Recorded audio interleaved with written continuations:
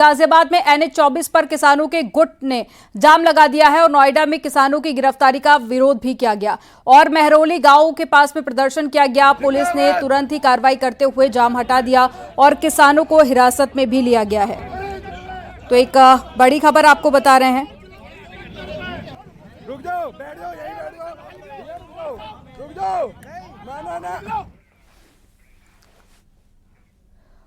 नोएडा में 0 पॉइंट पर भारी संख्या में पुलिस बल तैनात है और किसानों ने दलित प्रेरणा स्थल पर धरना देने का ऐलान भी कर दिया। आपको बता दें कि देर रात पुलिस ने 0 पॉइंट से 34 किसानों को गिरफ्तार किया था। गिरफ्तारी के बाद में नाराज किसानों ने जगह जगह पर धरना प्रदर्शन किए जाने का ऐलान किया, जिसे देखते हुए आज सभी जगह पर भारी संख्या में पुलिस फोर्स तैनात की गई।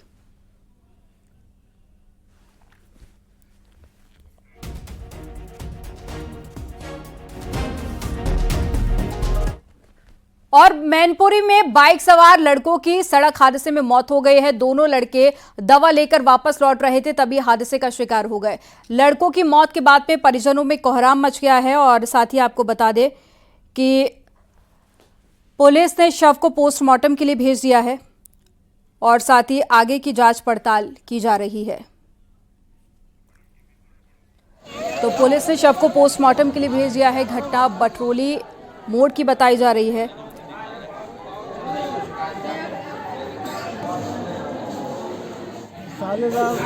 आपके साले हैं? ये कहाँ से कहाँ जा रहे थे? जरा भाई दवा लेने आए थे भैया।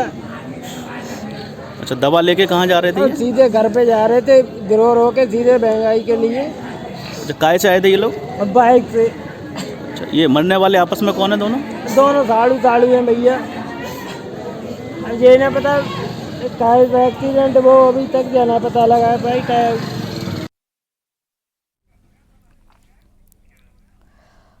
तमिलनाडु के नीलगिरी में एक जंगली हाथी ने रात में गश्त कर रही वन विभाग की टीम पर हमला कर दिया। हाथी ने फॉरेस्ट टीम के वाहन के शीशे तोड़ डाले और हमले में वन विभाग के 2 कर्मचारी घायल हो गए। मामला नीलगिरी जिले के पंदलूर का बताया जा रहा है। घटना कल रात की बताई जा रही है। घटना का वीडियो वन विभाग की टीम ने मोबाइल में कैद कर लिया। ये तस्वीरें आपको दिखा रहे हैं।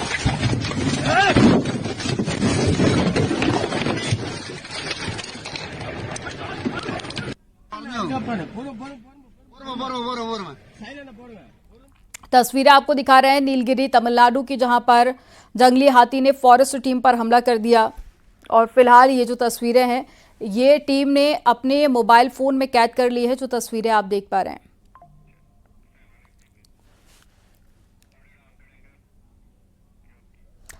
सोनभद्र में ट्रेलर में भीषण आग लग गई, जिसे ट्रेलर जलकर राख हो गया। ड्राइवर और क्लीनर ने किसी तरह से अपनी जान बचाई। आग की वजह से अंबिकापुर वाराणसी मुख्य मार्ग पर घंटों जाम लगा रहा और जिसके बाद में आग पर कंट्रोल किया गया और उसके बाद जाम में काफी हद तक राहत मिली।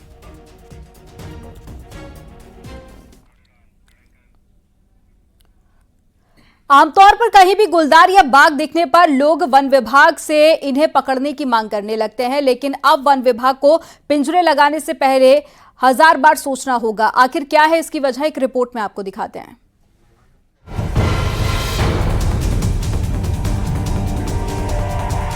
हल्द्वानी के करीब वन विभाग के रानीबाग रेस्क्यू सेंटर में मौजूद ये दोनों बाघिन बहनें अब बड़ी हो चली हैं। बचपन में ही अपनी मां से बिछड़ चुकी ये बहनें इस बाड़े में पली बड़ी हैं, वो भी इन वन कर्मियों की देखरेख में। रेस्क्यू सेंटर में कई ऐसे बाड़े हैं जहां घायल और उम्रदराज बाघ बाघिन और गुलदार हैं। कई बार तो घायल जानवरों का इलाज करने के बाद उन्हें जंगल में छोड़ दिया जाता है, लेकिन कई जानवरों की ऐसी स्थिति नहीं होती कि उन्हें जंगल में छोड़ा जा सके। ऐसे में अब रेस्क्यू सेंटर पूरी तरह से पैक हो चुके हैं और वन विभाग के सामने नई चुनौती आ खड़ी हुई है। हमारे रेस्क्यू करके एनिमल्स लाते हैं, वाइल्ड एनिमल्स, उनको हम लोग यहाँ पे रखते हैं और इसमें से कभी कभी क्या होता है, समय के साथ में जैसे उनका उपचार हो जाता है, जो एनिमल्स ठीक हो जाते हैं तो उनको हम लोग वापस उनके प्राकृतिक आवास में छोड़ देते हैं। थोड़ा चुनौतीपूर्ण है कि अगर ये संख्या पूरा वहाँ पे ऑक्यूपाइड हो जाता है तो आगे क्या करें। तो उसके लिए अभी हमारे यहाँ पे हल्द्वानी में भी जो जू का एक प्रस्ताव था, तो उसमें एक वाइल्ड लाइफ रेस्क्यू सेंटर बनाने का एक प्रस्ताव चल रहा है और उसको बन जाने से भी हमें काफ़ी सुविधा इसमें हो जाएगी। दरअसल वन विभाग ने वाइल्ड लाइफ के रेस्क्यू के लिए अल्मोड़ा, रानीबाग, रामनगर, चिड़ियापुर और देहरादून में सेंटर बनाए हैं, जिसमें टाइगर, लेपर्ड के लिए जहां विशेष बाड़े हैं, वहीं अन्य तरह के जानवरों और चिड़ियाओं के लिए छोटे पिंजरे भी हैं। लेकिन इनमें मौजूद टाइगर और लेपर्ड के ज्यादातर बाड़े फुल हो चुके हैं। ऐसे में आने वाले दिनों में चलने वाले रेस्क्यू ऑपरेशन वन विभाग के लिए एक बड़ा सिरदर्द रहने वाले हैं, क्योंकि रेस्क्यू किए जाने वाले जानवरों को आखिर रखा जाए तो कहां? हल्द्वानी से न्यूज़ 18 के लिए शैलेंद्र नेगी की रिपोर्ट।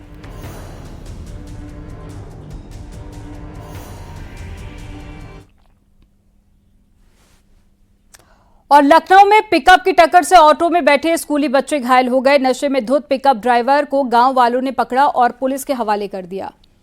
वहीं घायल बच्चों को तुरंत प्रिंसिपल ने अस्पताल पहुंचाया। घटना मोहनलालगंज की बताई जा रही है। गाड़ी खड़ी किए हुआ था, 1 मिनट के लिए रुका था, उसके बाद जो है पीछे से पिकअप आई, ठोक दिया। ड्राइवर वो जो फुल नशे में है, ना वो चल पा रहा ना बोल पा रहा। ऑटो में बच्चे भी थे कुछ? ऑटो पे बच्चे थे 3। कहाँ के हैं? ये मस्तीपुर के। चोट वोट आई कुछ? हाँ, हल्की हल्की खरोचे आई हैं बच्चों के भी। उनके गार्जियन को बता दिया? गार्जियन आए थे सभी, लेके गए। हाथरस में प्राइवेट बस ने एक कार में जोरदार टक्कर मार दी। कार सवार 4 लोग गंभीर रूप से घायल हो गए हैं। सभी कार सवार एक शादी समारोह में शामिल होकर दिल्ली लौट रहे थे। पुलिस ने सभी घायलों को अस्पताल में भर्ती कराया। एक घायल की हालत गंभीर बताई जा रही है। इगलास चौराहे के पास की घटना है।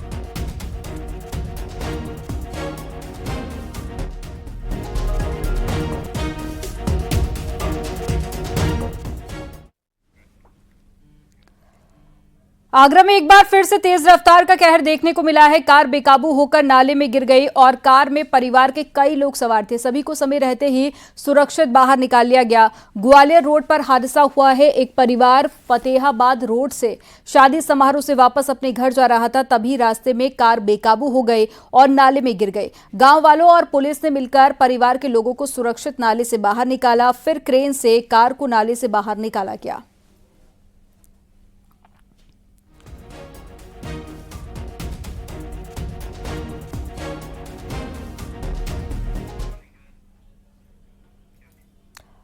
बहराइच में सड़क किनारे खड़ी ट्रक में यात्रियों से भरी बस जा टकराई।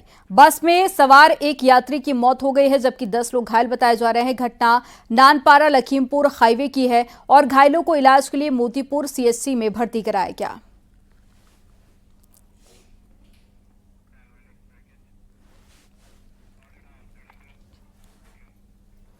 चारधाम यात्रा के बाद में अब फाइनली 8 दिसंबर से शीतकालीन चारधाम यात्रा शुरू होने जा रही है। मुख्यमंत्री पुष्कर सिंह धामी बाबा केदार के शीतकालीन प्रवास ऊखी मठ में पूजा अर्चना कर यात्रा का शुभारंभ करेंगे। एक रिपोर्ट आपको दिखाते हैं।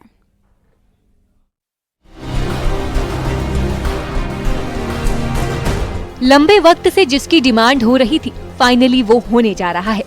सर्दियों वाली चारधाम यात्रा शुरू होने की तारीख का ऐलान हो गया है।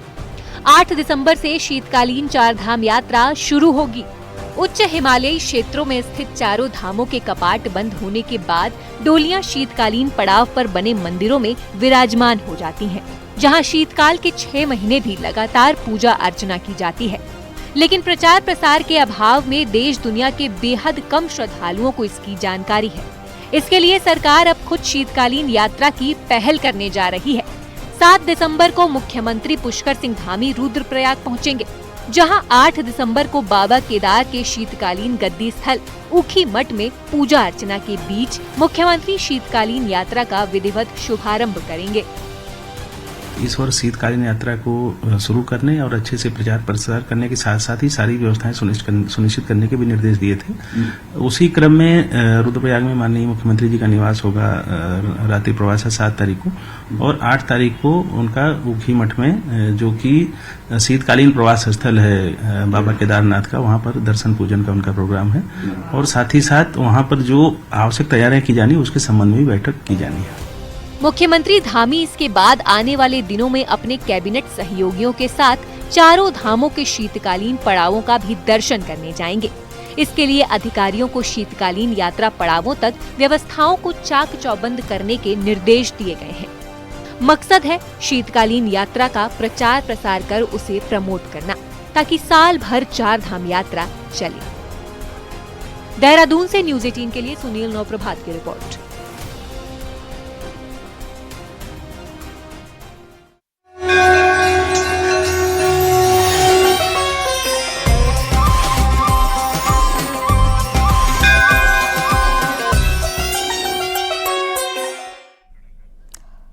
संगम नगरी प्रयागराज में 13 जनवरी से शुरू हो रहे आस्था के महापर्व में महाकुंभ 2025 को लेकर तैयारी सरकार की देखी जा रही है। देश के हर गांव से श्रद्धालुओं को इसमें हिस्सेदारी करवाने की तैयारी की जा रही है और योगी के मंत्री राज्य में जाकर वहां पर सीएम और राज्यपाल से मिलकर उनको आमंत्रित कर उनके जरिए वहां की जनता को न्योता भी देंगे। आपको रिपोर्ट दिखाते हैं इसी से जुड़ी हुई।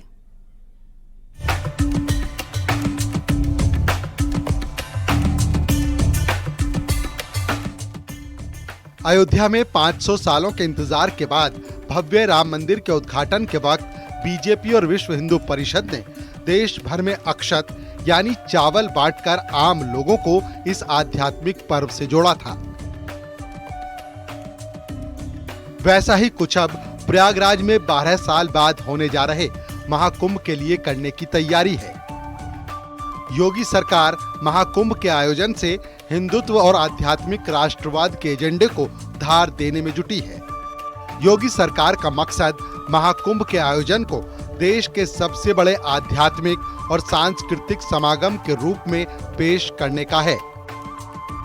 इसमें जाति बिरादरी के बंधन से दूर हर हिंदू की महाकुंभ के आयोजन में हिस्सेदारी हो। देश के हर हिस्से गांव गली के हिंदू इस आयोजन में शामिल हों, जिसके लिए योगी सरकार ने एक बड़ी योजना बनाई है, जिसके लिए कैबिनेट के सभी मंत्रियों को अहम जिम्मेदारी सौंपी गई है। खुद सीएम योगी महाकुंभ को लेकर कई राज्यों का दौरा करेंगे। सीएम योगी इस महाकुंभ के आयोजन को पूरे देश में नजीर बनाने की तैयारी में जुटे हुए हैं। मुख्यमंत्री योगी के मंत्री भी अलग अलग राज्यों में जाकर वहां के सीएम और राज्यपाल से मिलकर उनको आमंत्रित कर उनके जरिए वहां की जनता को आमंत्रित करेंगे। इसके लिए मंत्रियों के कार्यक्रम तय कर दिए गए हैं। पूरे देश को रोमांचित करने वाला मतलब वह दृश्य था। तो 2025 का जो कुंभ है वो पूर्ण कुंभ है और इस कुंभ में हम लोग उम्मीद रखते हैं कि 40 करोड़ से अधिक लोग आएंगे। देश के अलग अलग राज्यों में हमारे सभी मंत्रिपरिषद के साथी जा रहे हैं। मुझे भी आंध्र प्रदेश और तेलंगाना में निमंत्रित करने के लिए जाना है। इसी तरह यूपी के सभी मंत्रियों की अलग अलग राज्यों में ड्यूटी लगाई गई है, जो अपने अपने क्षेत्र में जाकर निमंत्रण के तौर पर सीएम योगी का पत्र और गंगा जल बांटेंगे। प्रयागराज में 13 जनवरी से शुरू हो रहे आस्था के महापर्व में महाकुंभ शुरू होने जा रहा है। पूरी दुनिया से श्रद्धालुओं का आगमन होगा। योगी सरकार की तैयारी देश के हर गांव से श्रद्धालुओं की इसमें हिस्सेदारी करवाने की है। इसीलिए योगी के मंत्री राज्यों में पहुंचकर सीएम और राज्यपाल के जरिए वहां की जनता को आमंत्रित करेंगे।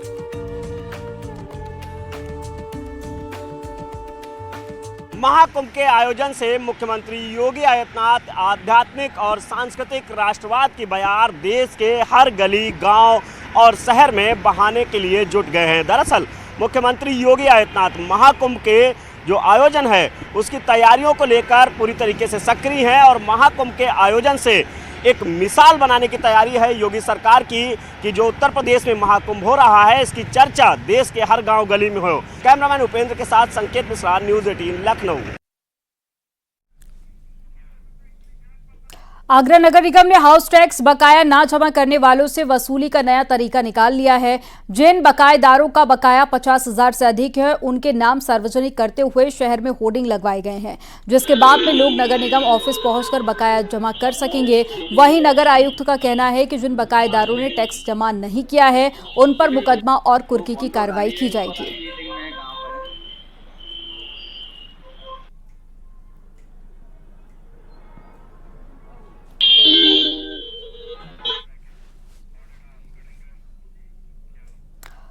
हिमालय की चोटियों से बर्फ गायब होने से चिंता बढ़ गई है। उत्तरकाशी समेत पहाड़ी जिलों के ऊंचे कस्बों से दिखने वाली चोटियां बर्फ के बिना काली नजर आ रही हैं। वहीं ग्लेशियर पर भी बड़ा खतरा मंडरा रहा है। रिपोर्ट में आपको दिखाते हैं।